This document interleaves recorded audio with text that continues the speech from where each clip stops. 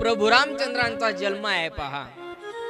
पार्वती माता भगवान शिवशंकराला प्रश्न करतात, देवा प्रभू रामचंद्रांच्या जन्मामागचं कारण काय आहे?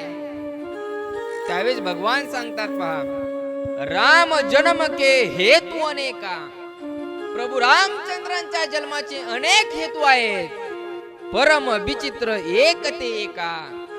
एकापेक्षा एक विचित्र असे प्रभू रामचंद्राच्या जन्माचे कारण आहेत पहा. परंतु एक कारण तुला सांगतो, ते नीट ऐक. द्वारपाल हरिके प्रिय दो. भगवंताचे, देवाचे, भगवान विष्णूचे दोन अत्यंत प्रिय द्वारपाल आहेत पहा. अत्यंत प्रिय द्वारपाल आहेत. जय अरु विजय जान सबको. एकाचं नाव जय आहे आणि एकाचं नाव विजय आहे. देवाचे द्वारपाल आहेत आणि त्या द्वारपालासाठी भगवंताला जन्म घ्यावा लागला प्रभू रामचंद्राच्या अवतारामध्ये. नीट जर स्पष्टीकरण करून सांगायचं झालं तर एके दिवशी जय आणि विजय महाद्वाराजवळ उभे होते आणि देवाला भेटण्यासाठी, भगवान विष्णूला भेटण्यासाठी सनद कुमार आले. आणि सनद कुमार भेटण्यासाठी आल्याच्या नंतर जय आणि विजयानं दोघांना अडवलं. आणि अडवल्याच्या नंतर सनद कुमार म्हणतायत, देवाला भेटायला जायचंय, आम्हाला जाऊ द्या. जय विजयांनी सांगितलं, भगवंताचा आदेश आहे, माझ्या परवानगी शिवाय आतमध्ये कोणालाही येऊ द्यायचं नाहीये. अहो, आम्ही देवाच्या जवळचे आहोत, देव आमच्या फार जवळचा आहे आणि आम्हाला देवाला भेटण्यासाठी कोणाच्या परवानगीची गरज नाहीये. देवाला आम्ही कधी भेटू शकतो. पहा, अत्यंत प्रिय जर एखादा व्यक्ती असेल ना एखाद्याचा, तर त्याला कोणाच्याही परवानगीची गरज लागत नाही. पहा, एखाद्या पतीला भेटण्यासाठी पत्नीला कोणाची परवानगी घ्यावा लागत नाही.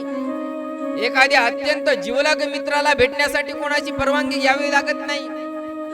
आणि देवाला भेटण्यासाठी भक्ताला कोणाची परवानगी घ्यावी लागत नाही.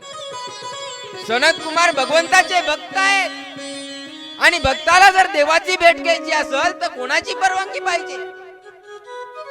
भक्ताचं संपूर्ण जीवन देवासाठी समर्पित असतं ना. जाऊ द्या, आम्हाला भगवंताची भेट घ्यायची आहे, भगवंताने आम्हाला बोलवलंय. नाही नाही नाही, तुम्ही जाऊ शकत नाही. जय विजय काय ऐकायला तयार नाहीत. आणि सनद कुमारामध्ये आणि जय विजयामध्ये वादावाद सुरू झाला. आणि त्याच ठिकाणी त्या सनद कुमाराला आत न जाऊ दिल्यामुळे सनद कुमारांनी जय विजयाला शाप दिला की जा, तुम्हाला राक्षसाच्या पोटी जन्म घ्यावा लागेल, तुम्हाला राक्षस व्हावं लागेल. आणि असं म्हटल्याच्या नंतर अशा ऋषीचा शाप आहे, सनद कुमारांचा शाप आहे. तो शाप जय विजयांना भेटला म्हणजे ऋषीचा शाप, साधूचा शाप कधी वाया जात नाही. धनुष्यातून बाण ज्याप्रमाणे सुटतो, त्या धनुष्यातला बाण परत माग येत नाही, त्याप्रमाणे त्या ऋषीचा शाप होता, सनद कुमारांचा शाप होता. आता जय विजयाला काय करावं कळत नव्हतं. आता ऋषींनी शाप दिलाय, म्हटलं भोगावं तर लागणारच आहे. आणि तीच गोष्ट भगवंतापर्यंत गेली. सनद कुमारांनी जय विजयांना शाप दिलाय आणि आता भगवंत त्या ठिकाणी आलेले आहेत. भगवंताला सर्व हकीकत कळाली. आत न येऊ दिल्यामुळे सनद कुमारांनी जय विजयाला शाप दिलाय.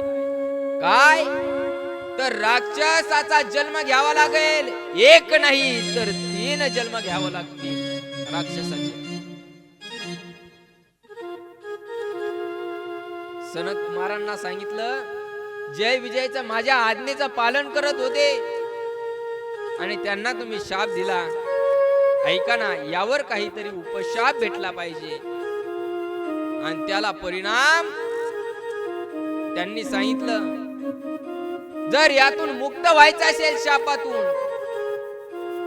तर 7 जन्म भजन करावं लागेल. आणि त्याच्याही पेक्षा जर लवकर यातून मुक्त व्हायचं असेल तर 3 जन्म काय करावं लागेल, भगवंताशी वैर घ्यावं लागेल. मग सांगा, तुम्हाला वैर घ्यायचंय का देवाचं भजन करायचंय? जय विजयानं डोकं चालवलं. 7 जन्म भगवंताचं भजन करण्यापेक्षा, या पापातून मुक्त होण्यापेक्षा, शापातून मुक्त होण्यापेक्षा 7 वर्ष शापातून मुक्त होण्यासाठी लागतात. त्यापेक्षा 3च जन्मामध्ये शापातून मुक्त हो. 3च जन्मामध्ये. त्यामुळे आम्ही भगवंताशी वैर करू आणि 3 जन्मामध्ये आम्ही शापातून मुक्त होऊ. त्या ठिकाणी उपशाप दिला आणि त्या ठिकाणी पहिला जन्म घ्यावा लागला त्यांना हिरण्याक्ष आणि हिरण्यकश्यपूचा. दुसरा जन्म घ्यावा लागला म्हणजे रावण आणि कुंभकर्णाचा.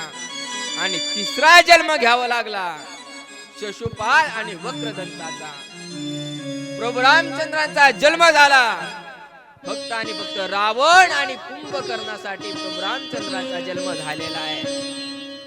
रावण आणि कुंभकर्ण म्हणजे जय विजय भगवंताच्या दारातले द्वारपाल आहेत आणि द्वारपालासाठी साक्षात भगवंताने जन्म घ्यावा. का तर आपल्या दारातली सेवा ते द्वारपाल करतात. त्यांच्यासाठी भगवंताला जन्म घ्यावा लागला. पहा, भगवंत भक्तासाठी काही करायला तयार आहे.